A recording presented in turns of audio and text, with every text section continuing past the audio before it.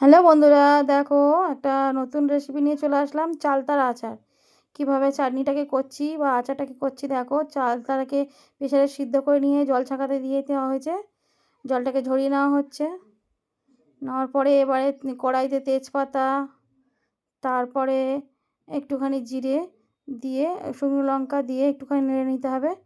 বেশ একটুখানি শুকনো শুকনো হয়ে আসলে মানে তেল দিয়ে দিতে হবে। একটু ভাজা ভাজা মতো করে নিতে হবে লঙ্কা টঙ্কাগুলো। নেওয়ার পরে একটু লাল লাল হয়ে গেলে তার মধ্যে এবারে তোমার এই যে চালতাগুলো দিয়ে দিতে হচ্ছে। ভালো করে চালতাগুলো দিয়ে নাড়াচাড়া করে নিতে হবে। নাড়াচাড়া করার পরে এর মধ্যে এবার সব রকম করে একটু মশলা, যেন লবণ দিতে হবে, তারপরে দিতে হবে তোমাদের হলুদের গুঁড়ো। দেওয়ার পরে হলুদের গুঁড়ো দিতে হচ্ছে, দিলে একটু কালারটা ভালো আসে। দেওয়া হলো, হলুদ গুঁড়ো দেওয়া হলো। আর যেহেতু ঘরে খাওয়া হবে, যেন কোনো রং টং কিছু দেওয়া হচ্ছে না। দেখো, তাকে ভালো করে একটু নাড়াচাড়া করে লাল লাল করে ভেজে নিতে হবে।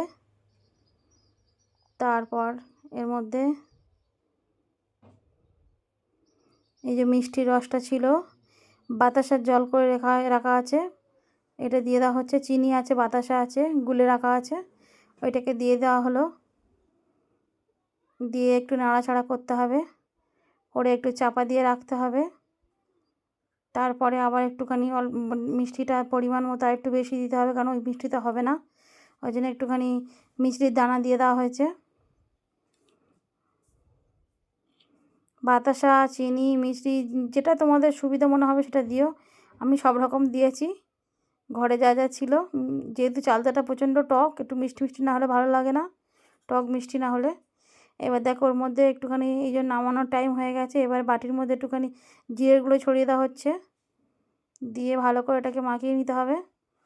দেখো আমাদের চালতা রেডি হয়ে গেছে। এরপরে নামানো হবে। খুব খুব সোজা, অতটা কষ্টও না, তাড়াতাড়ি হয়েও যায়। দেখো আমাদের গ্যাসে থেকে নামিয়ে নিচ্ছি, চালতার চাটনি রেডি। দেখো খেতে দারুণ লাগে, টক টক ঝাল ঝাল, মানে যেহেতু শুকনো লঙ্কাটা বেশি করে দেওয়া হয়। তোমরাও একবার বাড়িতে এরকম করে তৈরি করে নিয়ে খেয়ে দেখো, দারুণ লেগেছিলো আর দারুণ লাগে খেতে। দেখো খুব ভালো লাগে।